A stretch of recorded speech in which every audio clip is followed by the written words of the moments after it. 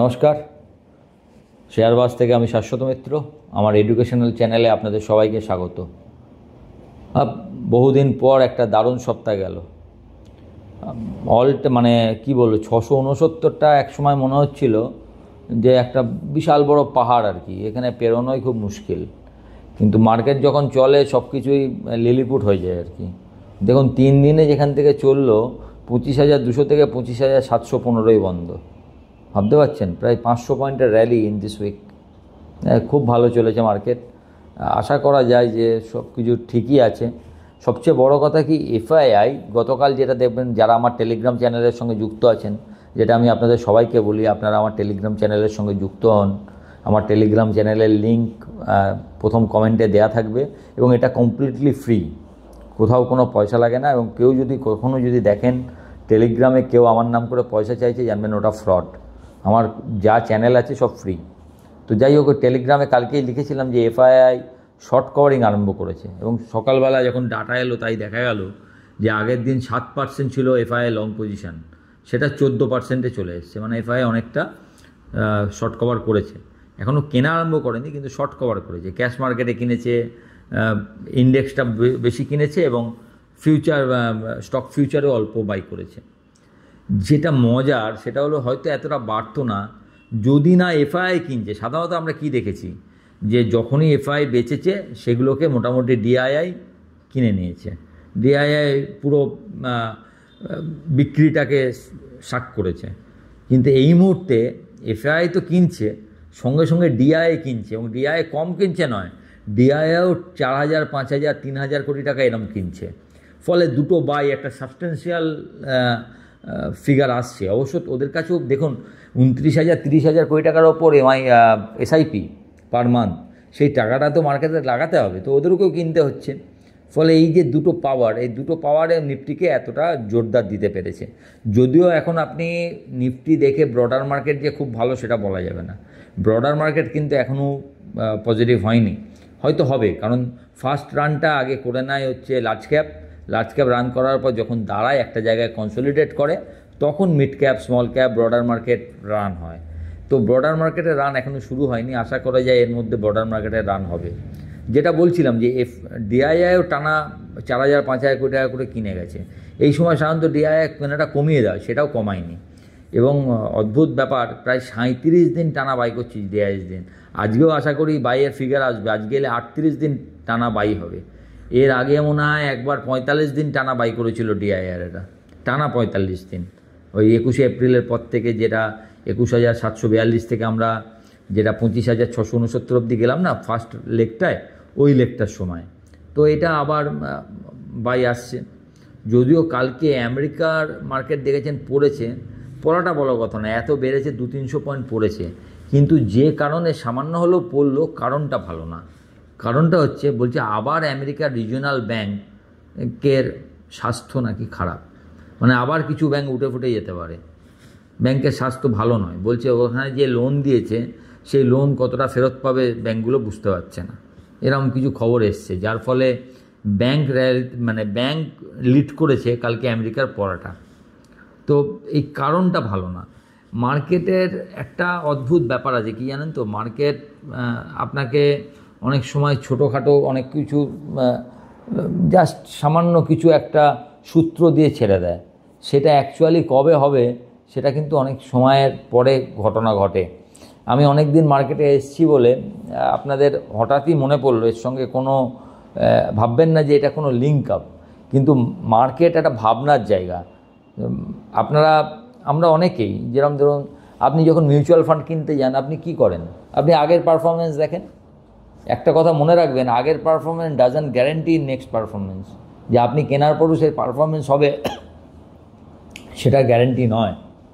Mutual fund দেখতে হয় কী ধরনের স্টকে ইনভেস্টমেন্ট আছে, কে ফান্ডটা চালাচ্ছে, তার যোগ্যতা কি আছে, তার আগের রেকর্ড কি, সেটা একটা ফ্যাক্টর, লোকটা ফ্যাক্টর। কিন্তু এই ফান্ডটা চলেছে বলেই আবার যে চলবে, কিছু বড় নাম ভালো চালায়, এটা অস্বীকার করার জায়গা নয়।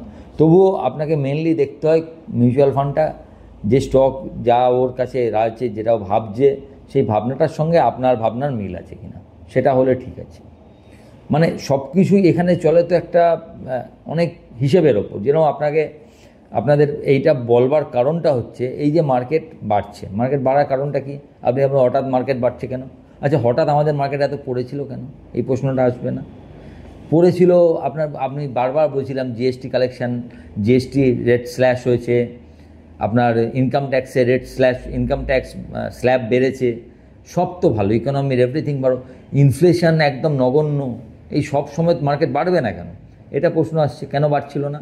কারণ যে সেন্টিমেন্টটা ঠিক ছিল না। সেন্টিমেন্ট কিসের জন্য ঝামেলা ছিল?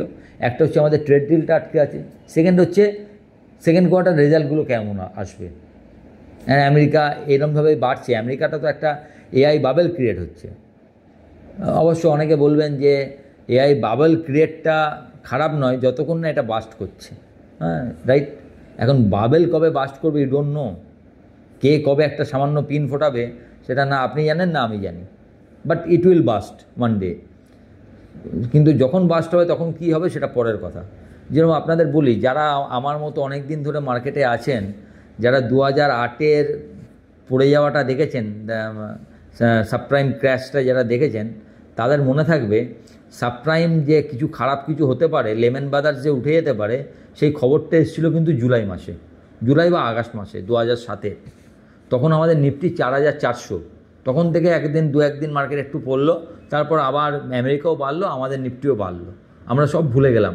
4500 থেকে নিফটি ওই সময় বেড়ে গেছিলো 6357। তার মানে কত জানেন?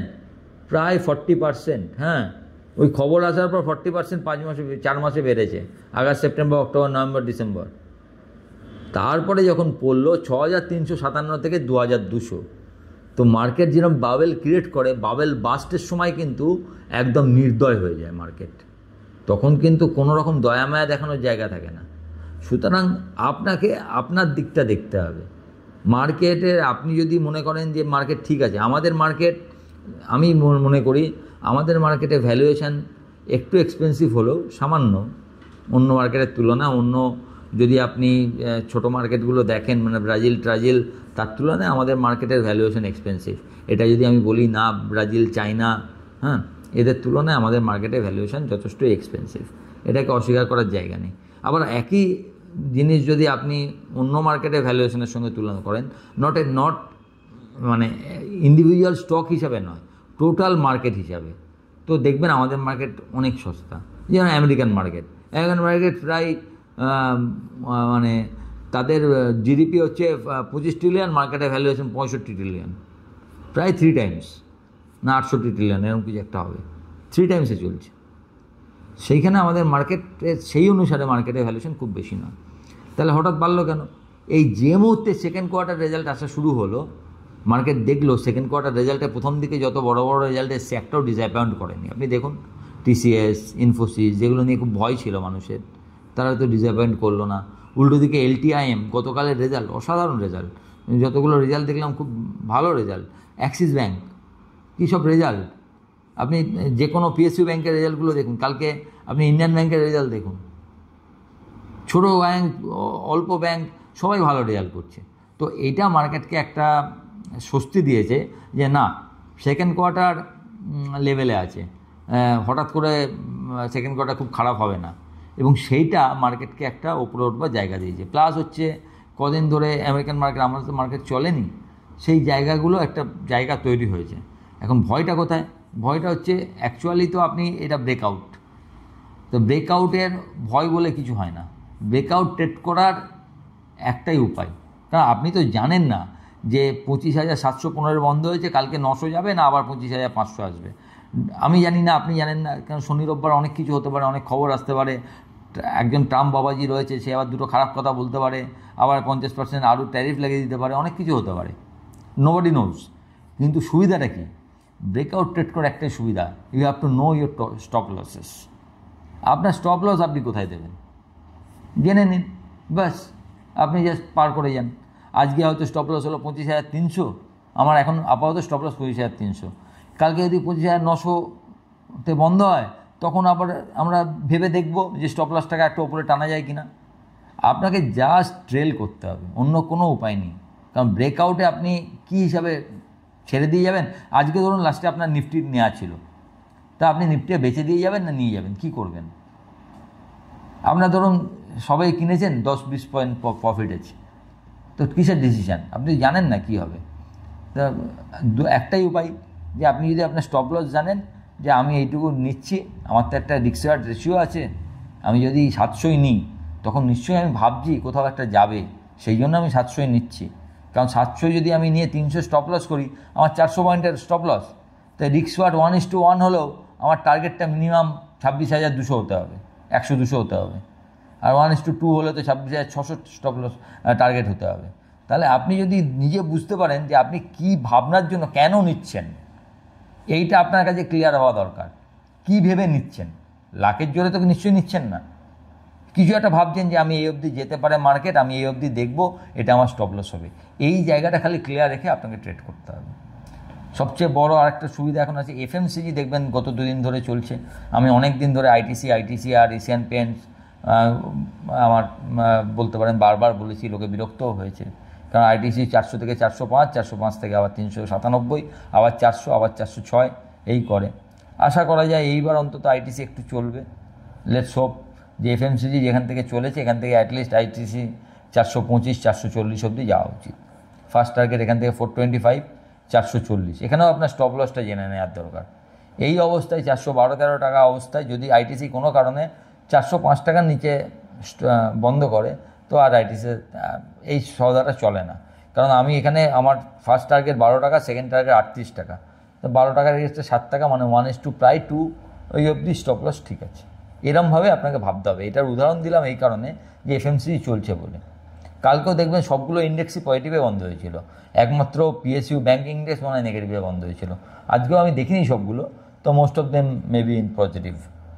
তো এদিকে দেখুন, এর মধ্যে বলে নিই, অনেক দিন 12ই সেপ্টেম্বরে তো আপনাদের যে স্ট্যালিয়ন শেয়ার দিয়েছিলাম সেটা 423 টাকা, আজকে হাই করে লাস্টে বন্ধ হয়েছে অনেক নিচে, 180-85 টাকায় দিয়েছিলাম মনে হয়, অলরেডি ডবলের ওপরে দাম চলে গেছে। আরেকটা শেয়ার আপনাদের বলেছিলাম ওই দিনই, ওলাও ওরম এখন মোটামুটি 57-58 ওরম দামে মনে হয় বলেছিলাম, 54-55 টাকায় বলেছিলাম, এটা তো 5-6% আছে। সিগমা বলেছিলাম, সিগমা তো 4-5% আছে।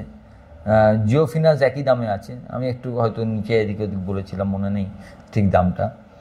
আর আগে জাস্ট বুধবারে আপনাদের দিওয়ালি টু দিওয়ালি যে 5টা শেয়ার বলেছিলাম, তার মধ্যে আইটিসি অলরেডি 397 থেকে 413, এসবিআই 870 থেকে 890, ম্যাক্স হেলথ 1135 দাম ছিল বুধবারে, আজকে 1211, আর হ্যাল 4600 টাকা দাম ছিল বুধবার, 4670, আজকে 4950 গেছে।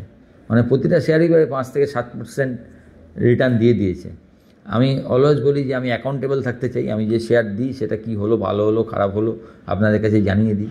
আইএক্স এখনও মুভ করেনি, আশা করছি পরবর্তীকালে করবে। লেটস হোপ যে এগুলো করুক। যাই হোক, মার্কেট ঠিক আছে, মার্কেটে আপাতত কোনো খারাপ কিছু নেই। মার্কেট হয়তো আশা করছি একটা ট্রেড ডিল সময়ের আগে হতে পারে এবং রেট কাট আমেরিকার মার্কেটে হতে পারে, এই সমস্ত আশাতে মার্কেট এইদিকে এসছে। আমাদের চোখ থাকবে সেই দিকে, এবং কোথাও কোনো আবার কিছু ভাষণ আসছে কিনা সেটাও আমাদের দেখতে হবে। আপাতত this is good for market, এবং আমরা ভাবছিলাম এবং এখনও ভাবছি, অ্যাজ লং অ্যাজ এটা 25,300 যদি না কাটে, আমি এখনও ভাববো এই রানটা কোথাও একটু কনসলিডেট করে 26,277 যে হাই এভার হাই নিফটির সেটা পেরোবে। আজকে দেখবেন একটা জিনিস হয়েছে, হয়তো অনেকে লক্ষ্যই করেননি, 57,820 করে bank Nifty new all time high করেছে, ইন্টারডেতে নিউ অল টাইম হাই। বন্ধও মনে হয় 713 অল টাইম হাইতেই বন্ধ করেছে, অল টাইম হাইতে বন্ধ, এবং all time intraday all time high 820 করেছে, 713 মানে অল টাইম হাইতেই বন্ধ করেছে। তো আশা করব যে নিফটিও একে তাড়া করবে পরবর্তীকালে, এবং নিফটিও নতুন অল টাইম হাই করবে। সো আপনাদের সপ্তাহটা খুব ভালো কাটুক। নেক্সট উইকে আমাদের মহরত ট্রেডিং আছে, আশা করছি 2025 সেরম ভালো যায়নি মানুষের, একই দামের মধ্যে ছিল। 2026টা আপনাদের সবার খুব ভালো যাক এই আশা রেখে ভিডিওটা শেষ করলাম। নমস্কার।